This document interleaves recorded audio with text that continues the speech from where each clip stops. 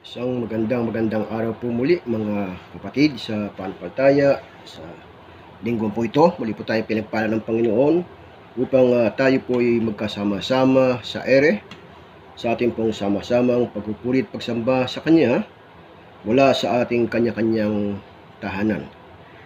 Bago ko po simulan ng aking mensahe sa araw na ito, ay nais ko po munang samantalahin ng pagkakataon na bumati sa lahat po ng mga ina ng maligayang araw po ninyo.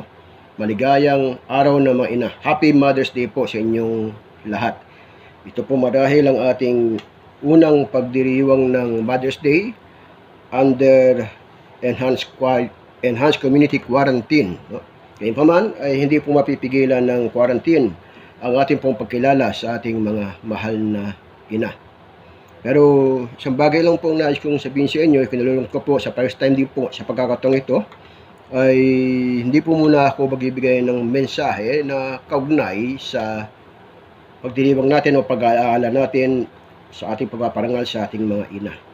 Ang paksa po na nais kong ibahagi sa atin sa araw na ito ay pinamagatan ko pong The Will to Change. Ang kalooban para magbago. Dahil alam po naman natin, sa ating pong sitwasyon, kalagayan, tayo po ay haharap na sa ating pong panibagong ay sistema. We will now be facing the new normal sa ating pong buhay, sa ating pong sitwasyon. Kaya nga sa mga sandaling ito, samahan po muna niya ako sa pagbasa ng banal na kasulatan sa ating pong teksto sa umagang ito, o sa araw na ito. Dito po sa aklat ng ikalawang Korinto, kabanatang 5, talatang 17. Ganito po ang pagkakasabi, inyo po akong sundan ng matahimik sa inyong pagbasa, sa inyong matahanan, sa inyong mga sariling Biblia, o sa inyong mga sariling mga cellphones. Dito po ang pagkakawika sa ganitong salin. Kaya't kung sino man ay nakay Kristo, siya'y bagong nilalang. Ang mga lumang bagay ay lumipas na. Tingnan ninyo, ang lahat ay naging bago. Pilihin ng Panginoon sa muli ay pagkabasa po ng kanyang banal na salita. At mula nga po dyan sa talatang yan ay ating pong hanguyan ng ating paksang The Will to Change. Okay? So, ang ating pong teksto ay nagsasaad na kung ang sino man daw po ay nakay Kristo, siya ay bago ng nilalang. Ang lahat daw po ng mga bagay ay nagsilipas na at nabago na. At isang araw ngayon ay naging bago kung sino man ang nakay Kristo. Sa mga kapatid, ang pagkakaroon po ng pagbabago sa ating pong buhay ay hindi na po bago. Okay? Ito po ay kumbaga sa nangyari na po ang malaking pagbabago sa atin. At patuloy po dapat ang pagbabago pa rin sa atin. Kaya kung ating pong harapin ang new normal, ay dapat maging handa na po tayong humarap dito. Sa anumang mga pagiging pagbabago, sa anumang mga patakaran ng ating pamahalaan, upang tayo po madisiplina, upang tayo po tuluyang makaiwas sa pagkahawa at gayon din sa paglagana po ng infeksyon ng COVID-19. Kinakailangan natin baguhin yung dati nating sistema ng pamumuhay, dati nating sistema ng pakikihalubilo, pagkilos, maging ating pagkakatipon, at marami pang bagay. So sabi nga po ng isang manunulat tungkol sa buhay at sa pagbabago ay ganito. Tingnan po natin. Sabi niya, life is about change. Sometimes it is painful, sometimes it is beautiful. But most of the time, it is both. Ang buhay po, ayon daw sa kanyang panulat, ay ang buhay ay tungkol sa pagbabago. Minsan daw po, ang pagbabagong ito ay medyo masakit, okay, para sa atin. At minsan hindi naman daw po ang pagbabagong ito ay maganda. Pero sa marami daw pong pagkakataon at madalas, ay ito po ay parehas na nandun. Ang pagiging masakit at ang pagiging maganda na dulot po ng mga pagbabago. Okay? Pero yun daw po ang buhay. Life is about change. Sometimes painful, sometimes beautiful. Most of the time, it is both. So kung anumang pagbabago po ang may dudulot sa atin ng ating pong pagharap sa new normal, ay maaari sa iba ay masakit dahil pigil ang ating ginagawa, ating kalayaan. Dati po malaya tayong pumunta sa mga mall kung saan natin gustong pumunta, ngayon po pili lang. Okay? Hindi pwede doon sa mga amusement centers, pupunta po tayo sa mga mall para doon lang sa mga pangunahing mga kailangan natin, mga bibilhin natin at gagawin natin doon. Hindi pwedeng pupunta lang tayo doon, especially kayong mga kabataan, para lang mag-libreng wifi. Okay? Sometimes, it is painful. Pero sa isang banda naman, meron ding mga pagkakataon na ito ay makakabuti. Anong kabutihan? Anong maganda ron? Tayo po ay makakaiwas sa pagkahawa, sa pagkaka-infect mula po sa virus na ito, at makakatulong po tayo sa ating pamahalaan at ganyan din sa maraming frontliners sa kanilang pong pagganap sa kanilang tungkulin. Ngayon, nais ko pong ating talakayin sa araw na ito, mga kapatid, kung ano po ba yung tatlong pangunahing katangian ng pagbabago.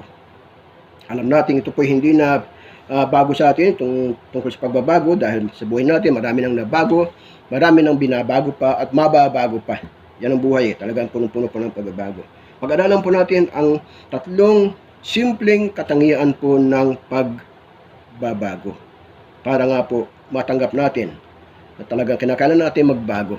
Kinakailangan natin tanggapin yung new normal sa ating pong kapaligiran, sa ating pong komunidad, sa pamamahala po ng ating kasalukuyang administrasyon at sa ating nga pong pagharap sa paglaganap o pagsugpo sa paglaganap ng COVID-19. Ang una pong katangian ng change o ng pagbabago ito. Change is a choice to make. Change is a choice to make. Ang pagbabago daw po ay isang pagpipilian na dapat mong gawin. Okay? Ito po ay pwede mong tanggapin, pwedeng hindi. It depends upon your choice. Hindi po ito pwedeng ipilit sa iyo. Ang tao po, kung ayaw magbago, hindi siya pwedeng magbago kung ayaw niya magpabago. Sabi nga ng isang manulat pa rin, people can change, but they have to want to change. You can force them to change. Okay? Ang tao po ay pwede raw magbago. Pero daw po, dapat naisin nila na sila ay magbago. Hindi pwedeng sila ay pilitin ninuman para sila ay magbago. Dapat ito po ay malaya sa kanyang kalooban, maluwang sa kanyang kalooban. Kaya nga, siya po ang magdidesisyon. He has to make a choice. Magpapabago ba siya o hindi? Magpapabago ba tayo o hindi? Susunod ba tayo sa new normal o hindi? Nasa atin po yun. Kung gusto natin ng kapahamakan, kung gusto natin mahawa, pwede po tayong hindi sumunod. Pero kung gusto natin kabubuti, ay sumunod po tayo. Observe po natin. Para nga po tayo ay magkaroon ng pagbabago, ay kinakailangan natin isuko yung ating pong will, yung ating kalooban. All we need to change is will. Ang kailangan daw po natin para tayo ay magbago, kung anong pagbabago, ay yung ating kalooban.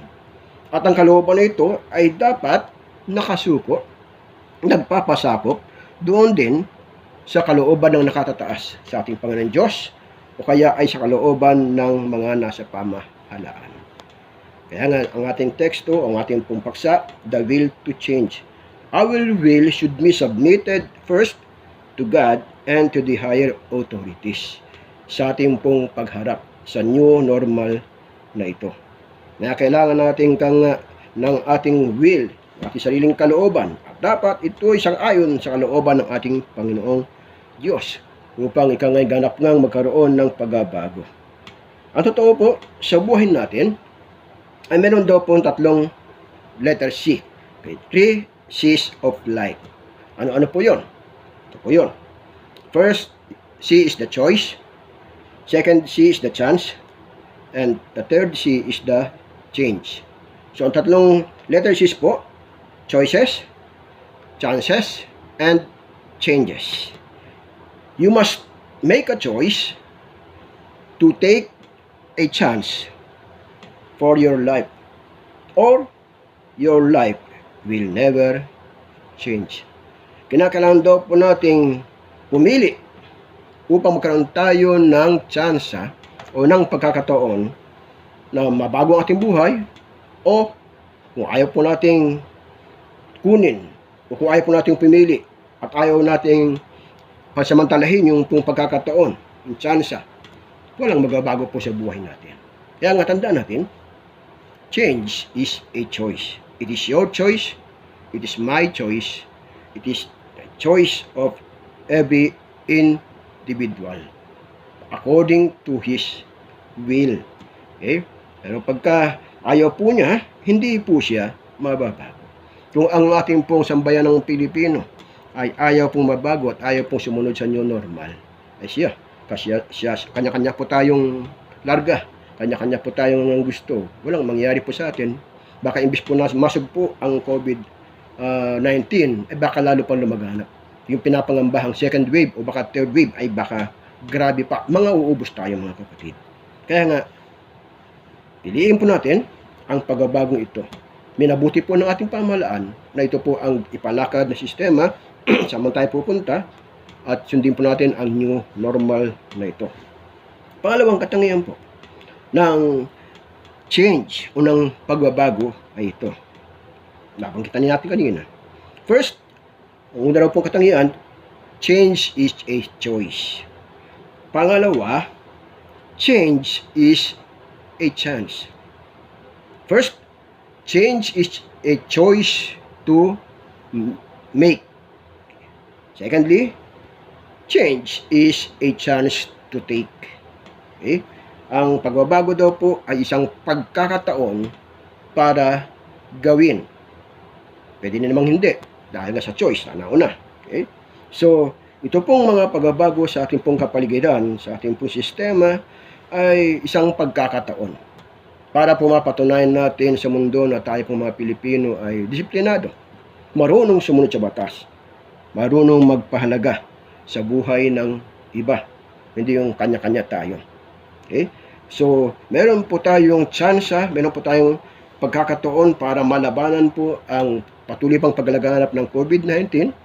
Meron po tayong tsansa at meron po tayong pagkakataon na mag-survive lahat at magtagumpay sa ating pong pagsugpo sa virus na ito kung may magkakaroon po sa atin ng pagbabago. Kaya nga inihaharap sa atin ang new normal ng ating pamahalaan. Change is a chance to take. Ano po ninyo? Kung pag-usapan po ang tsansa, ang mga pagkakataon sa buhay natin, kasi maraming mga tao dyan lang po umaasa. Hindi po naman tama yun. Yung bang ang buhay para bang game of chances. Kaya yung iba, taya ng taya kung saan, they take their chances para kung manalo man. Ha? Pero sabi po ng isang manulat tungkol sa chance ay ganito: your life does not get better by chance. It gets better by change. Ang buhay daw po natin, o ang buhay mo kapatid, ay hindi po nagiging mas mabuti, hindi po mas magiging maunlad sa pamagitan po ng pagkakataon lang o ng tsansa. Yung umasa tayo sa swerte, sa term ng iba. Okay? Yung ay magandang kapadaran. Ang wika po ng manulat na ito, it gets better by change. Ang buhay daw po natin ay nagiging mas maganda sa pamamagitan ng pagbabago. Dapat may kakaroon po ng pagbabago sa atin, sa ating pananaw, sa ating pag-iisip, sa ating pag-ugali. Diba? Sabi nga po ng banal na kasulatan sa ating mga Kristiyano, mag-iba tayo sa pamagitan ng pagbabago ng ating mga pag-iisip. Huwag daw po tayo makiayon sa takbo ng sanlibutan ito. Okay? So, kinakailangan magkaroon po ng pagbabago sa atin, at kapag in-offer po yan sa atin, yung chance-ang yan, i-take po natin o i-grab po natin. Andiyan na po ang katotohanan, hindi na po tayo kagaya ng dati, na malayang-malaya, saan man tayo pumunta, ano man ang ating pong gawin. Di rin po tulad ng dati, na tayo po ay malayang-malayang maggawain ng mga gawain sa church, magkatipon, National Convention, napospon na po natin, napospon na po itong taon na to, Provincial Convention, mukhang delikado na rin pong hindi matuloy. ang ating mga provincial fellowships gatherings, ang ating mga local mga gatherings maging sa church, ay maaari pong hindi na po natin basta magawa. Payagan man tayong muli magkatipon, siyempre, i-observe po natin pa rin yung social distancing. Hindi pwedeng yung tayo po yung magkukumpulan, hindi pwedeng tayo po yung magkakamayan, magbeso-beso. Kailangan pa rin po nating mag-ingat. Huwag po tayong magpakaika nga ay kampante, sabi po ng Department of Health. Ha? So, tungkol nga po sa tsansa ng pagbabago, eh, ganito po yan. Dito nga pong ino-offer sa atin ng pamahalaan na new normal, tanggapin na po natin bilang isang realidad. Ang pagpasok po ng COVID-19 sa ating bansa ay isang realidad. Hindi na po natin matatanggihan yan. Hindi na po natin mapapasubalian. Tanggapin na po natin. At malaki po ang ginawang pagbabago ng virus na ito. Hindi lamang sa ating bansa, hindi lamang sa ating sariling buhay, kundi sa buong mundo. Kaya nga naging pandemic maganda nga sanang tanggal kung pandemic para bang isang uri lang ng tinapay kainin mo lang tapos na. Hindi diba? Ito po'y problemang pangmundo. Yun na ang realidad, yun ang katotohanan. Sabi ng sumunulat ay ganito, to change reality, gusto mo raw pong baguhin yung katotohanan na yan, let reality change you. Andyan na po ang katotohanan, andyan po ang COVID, andyan po ang new normal. Yan po ang realidad. Hindi na po natin mababago yan. Ngayon, sabi niya, kung gusto niya raw pong mabago ito, to change reality, let this reality change you. Totoo po niyan, hindi po tayo magbabago ng realidad na yan. Nabago na po tayo niyan. At hayaan pa rin po natin patuloy tayong baguhin ng realidad na ito. Alam po ninyo, ang aking pong pananaw kung bakit hinayaan ng Diyos na mangyari po ang mga bagay na ito, hindi lamang sa ating bansa, sa maraming bansa, maging sa bansang Amerika na siyang pangunahing infektado o maraming infect ng virus na ito. May layunin po siyempre ang Diyos. Siyempre ang tao kapag ka naghihirap, di ba? Kapag ang tao ay nagkakasakit, kapag ang tao ay natatakot mamatay, kayo na siya tumatawag, kayo na siya lumalapit. Hindi yung kagaya nung dati na maalwa ng buhay, libang dito, libang doon, pasyal dito, pasyal doon, kain dito, kain doon, pakasaya dito, pakasaya doon. Ay panahon na po para tayo po ay manumbalik sa ating Panginoon Diyos. Panahon na po para pag-ukulan po naman natin ang ating pong relasyon sa Diyos. Ang buhay po sa mundong ito, hindi po para lang tayo magpakasaya. Hindi po tayo mga stoiko.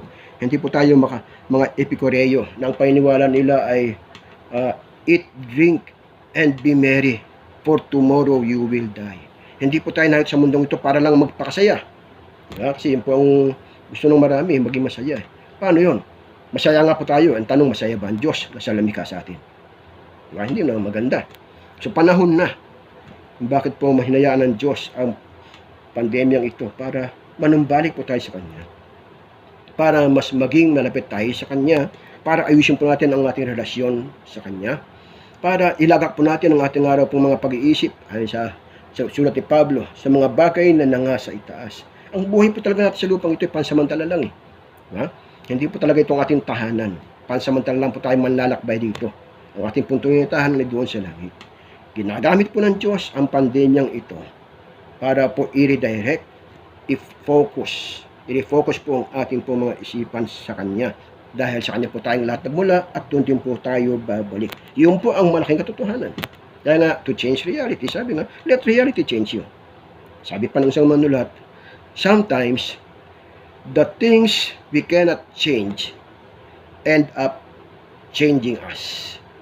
Minsan daw po yung mga bagay na hindi po natin kayang mabago sa ganang ating sarili. Lumalabas daw po sa bandang huli, siya o yung pong pagbabago na yun, yung bagay na gusto natin mabago, ang siyang nagbabago sa atin. So para bang, imbis na siya o yung bagay na yun ang gusto natin mabago, baliktad, tayo po yung kanyang na bago. So, kinakailangan po nating i-take ang chance na ito na tayo po ay mabago. Mabago ang ating pananaw sa buhay, mabago ang ating prioridad, hindi yung puro trabaho, hindi yung puro pagkapakasaya, hindi po yung puro pang sarili. Sabi ng Biblia rin, walang sino mang nabubuhay para sa sarili lamang. Walang sino mang hindi namamatay para sa sarili lamang. Nabubuhay tayo para sa Diyos. Sabi ni Pablo, sa ganang akin, ang mabuhay at sa ganang sa akin, sabi niya, Ang mabuhay ay si Kristo at ang mamatay ay pakinabang. So, ang mabuhay sa mundong ito na ibinigay natin Panginoon Diyos, ito ay isang tsansa. Ito ay malaking oportunidad. At kung meron mang pagbabago, let us take this opportunity. When we encountered Christ, and when we met Christ, and when we accepted Him, there must be a change. And that change, we must accept as a chance to take para tayo ay magbago din naman sa ating sistema ng pagbubuhay. Huwag na po tayong gumawa pa ng kung ano pang mga dahilan, pamamaraan, o mga alibis. Sabi ng sumunulat, don't make excuses. Make changes. Magharap po natin sa ating Panginoong Jesus. Hindi niya po i-honor, hindi niya po entertainin pa yung ating mga excuses, yung ating mga pagdadahilan. Ang hinahanap niya yung pagbabago. Ang hinahanap po ng Diyos sa buhay natin bilang mga Kristiyano, bilang mga tumanggap na sa Kanya, ay ang pagbabago. Tanungin mo ang iyong sarili, gaano ka na ba katagal naging Kristiyano? May nabago na ba sa iyo? Sa mga sandaling ito, may pagbabago pa rin bang nagaganap? O meron ka bang babaguhin pa para po sa kalwalhatian ng Panginoon? Tandaan natin, change is a chance to take. Sometimes po yung mga chance ay oportunidad.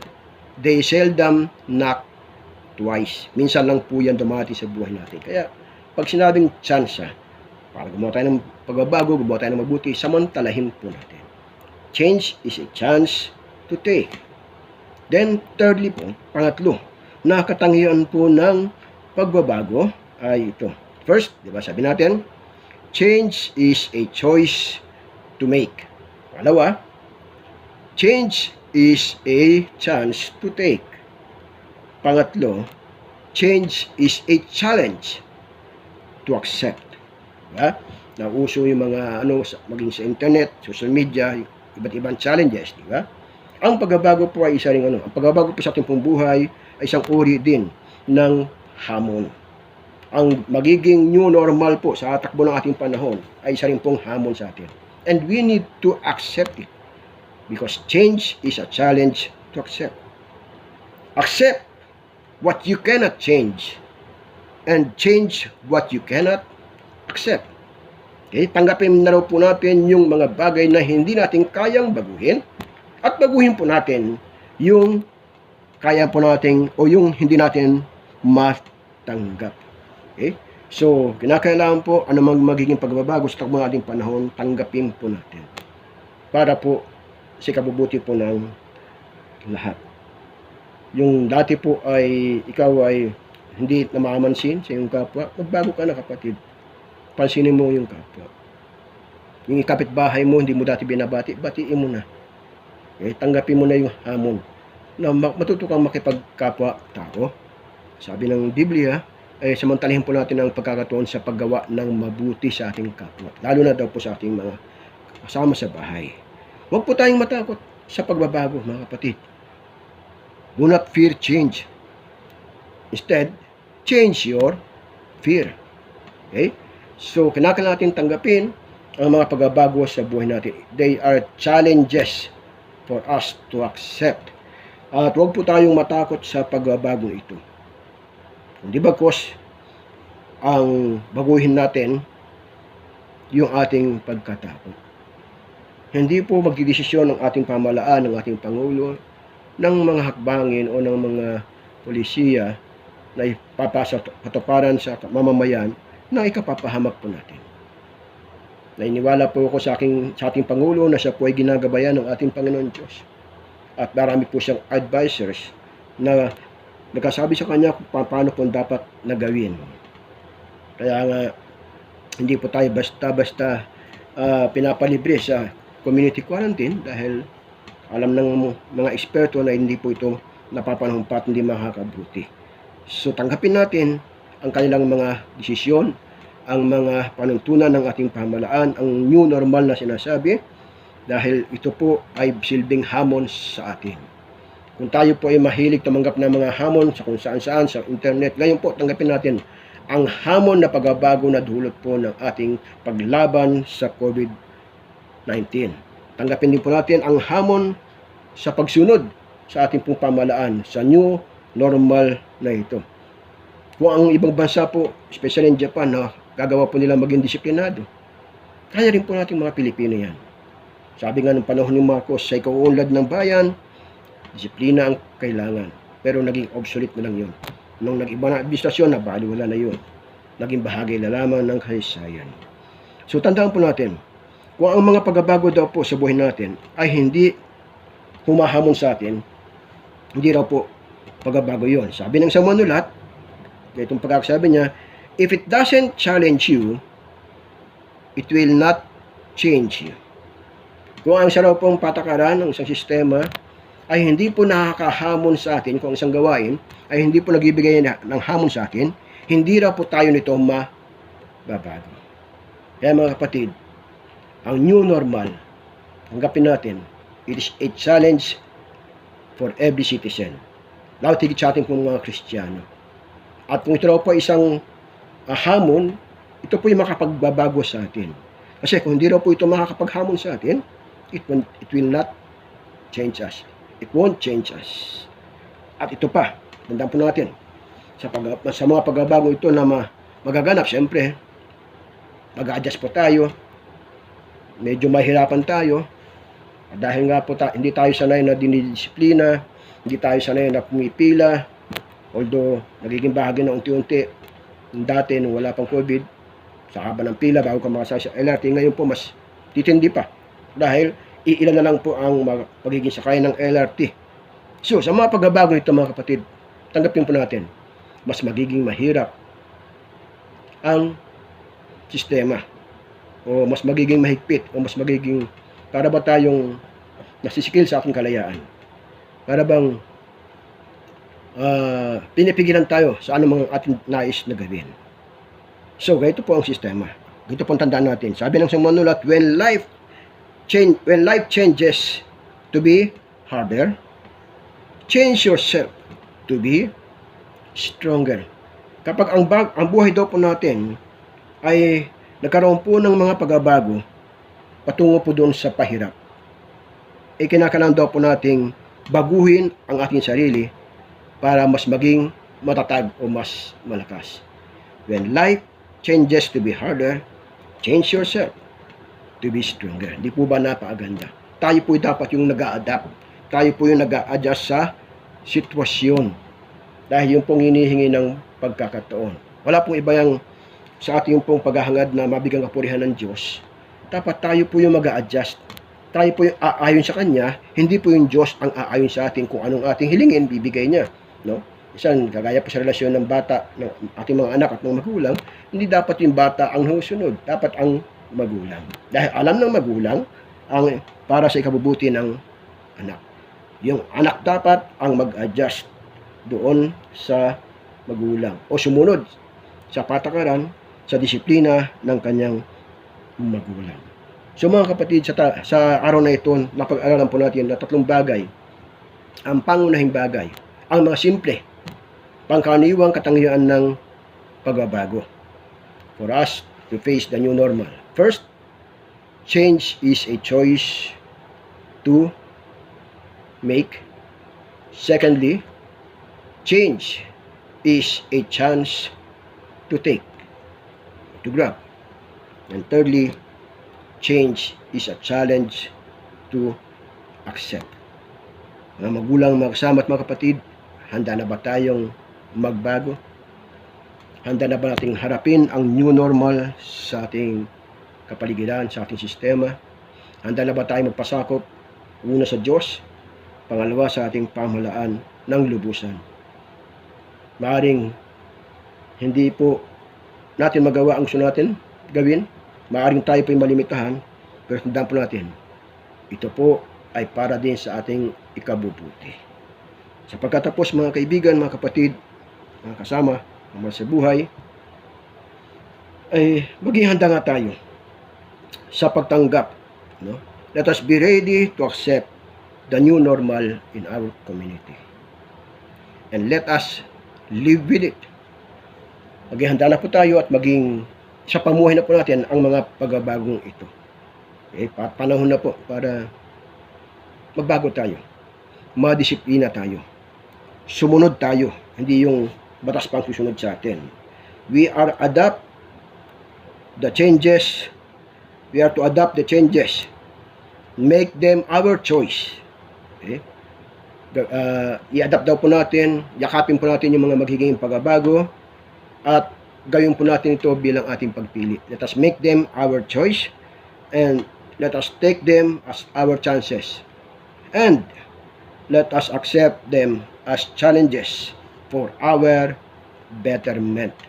Tanggapin po natin ang lahat ng ito bilang hamon sa harapan ng Diyos at ng ating pamahalaan para po sa ating kabubuti. Isa pa rin pong sinabi ng isang manulat tungkol sa buhay ang nais ko pong iwanan sa atin tungkol sa buhay. Marami siyang maganda sinabi. Ito po ang pagkakasabi niya. The adventure of life is to learn. Okay? Ang ating pong Departamento ng Edukasyon ay nag-decide na po na sa August 24 ang opening ng ating pong schooling sa elementarya at sa high school. Sabi po sa sinulat po ng taong ito, the adventure of life is to learn. Totoo po yun, di ba? Ang buhay po na ito, ang magandang bahagi po nito, ang paglalakbay dito ay para po tayo matuto. Pangalawa, sabi niya, the purpose of life is to grow. Ang layunin daw po ng ating buhay ay yung tayo ay lumago. Lumago, hindi lamang physically, hindi lamang socially, morally, mentally, siyempre kasama doon, spiritually. Okay? The nature of life is to change. Ang kalikasan daw po ng buhay ay yung bago. Kasi sa buhay po natin, kung wala, sa mundo ito, kung walang pagbabago, ang sining po ninyo, wala sanang magandang mga paru-paro. Kung walang sistema ng pagbabago. Bakit po? Di ba ang paru-paro? Bago po yan maging paru-paro, mula sa pagiging uod, sa pagiging larvae, di ba? Pupa. Sa metamorphosis, unti-unti, di ba, yan po yung nagbabago hanggang sa yan po yung lumabas sa kanyang cocoon, hanggang sa siya po ay maging caterpillar, hanggang sa tabuan po siya ng pakpak at doon sa kanyang pakpak, may kita po natin ng kanyang kagandahan, ng kanyang kulay bilang isang paru-paro. Yun po ang magandang halimbawa ng pagbabago. Mula sa pangit na bagay na uod ng ating pandirihan natin, katakutan natin, nagiging isang magandang paru-paro. So, that is the nature of life. The nature of life is to change. Fourthly, sabi niya, the challenge of life is to overcome. Yes, ang hamon daw po ng buhay natin sa mundong ito ay yung tayo ay magtagumpay. Magkatagumpay po tayo laban sa COVID-19. And the essence of life is care. Ang diwa daw po ng buhay ay ang pagmamalasakit. Magmalasakitan po tayo mga kapatid, mga kaibigan, mga kasama. Pagmalasakitan din po natin ang kalooban ng Diyos, ang kanyang plano, ang kanyang dakilang komisyon. Pagmalasakitan din po natin ang ating pamahalaan. Pagmalasakitan po natin ang lahat. That is the essence of life. Hindi po, magandang araw po sa lahat. At pinupuri ko po ang Panginoon sa muling pagbibigay sa akin ng pagkakataon na makapagbahagi sa inyo ng isang mensahe mula sa banal na kasulatan na napapanahon sa ating pong sitwasyon ng ating pong kapaligiran. At palayan po tayo ng ating Panginoon Diyos, tayo po sama-samang manalangin. O dakila namin Diyos, mapagpala ka naming Ama, salamat po muli sa mga sandaling ito, sa minsan pang pagkakataon na inyong pinakalob sa amin na kami po ay magkasama-sama sa inyong harapan, sa pamagitan po ng social media, sa pakikinig po, pag-aaral po ng inyong mga salita. Salamat po sa isang paksa na aming napag-aralan tungkol po sa pagbabago.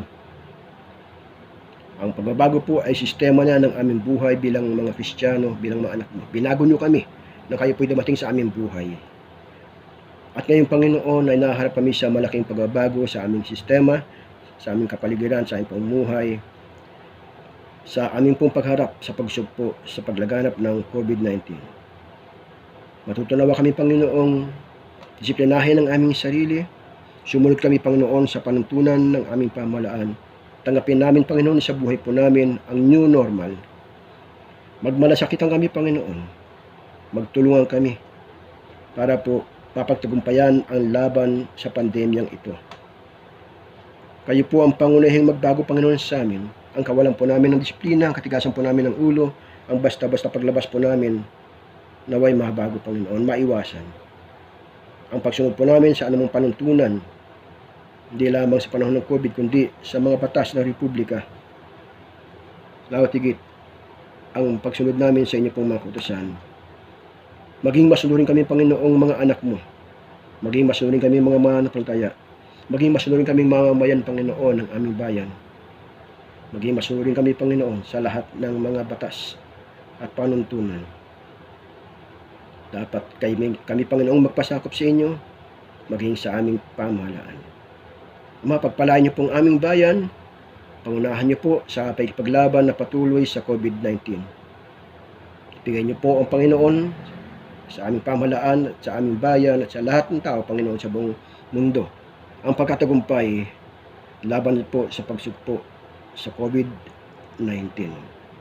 Muli, Panginoon, tinataas din namin sa inyo ang aming mga ina ng tahanan. Salamat, Panginoon, sa kanila. Salamat po sa inyong pagpapala na patuloy po sa kanila, sa kanilang pagganap sa kanilang mga tungkulin bilang mga ina ng tahanan. Pagpalain niyo po silang patuloy, pangunahan at ingatan. Patuloy niyo po ipagkaloob sa kanila ang maayos na pangatawan ng magandang kalusugan. Maging mabuti sila, Panginoong, halimbawa sa mga anak. Maging manatili, Panginoon, silang ilaw ng tahanan, maging ng sanlibutan. At sa ganang amin po naman, bilang mga asawa, bilang mga anak, gantihan po namin ang kanilang kabutihan. Mahalin po namin sila. Sundin po namin sila, Panginoon. At naway, habang sila po nasa piling namin, pahalagahan po namin ang kanilang mga aral, ang kanilang mga utos, ang kanilang, Panginoong, mga kasiyahan. Bigyan namin, Panginoon, ng pansin. Nawa, ibalik po namin sa kanila ang lahat, Panginoon, ng kanilang pagkasakripisyo para po lamang kami mapalaki ng mabuti. Ang kanilang pagmamahal, ang kanilang pag-aaruga, walang katulad, Panginoon. Palain niyo po sila. Patuloy pa naman namin silang makapiling ng mahaba pang panahon sa buhay po namin ito. Ito po ang aming sama-samang samot talangin sa pinakamakapangyarihang pangalan po ni Jesus. Amen. God bless you, mga kapatid. Hanggang sa muling pong pagkikita sa next Sunday.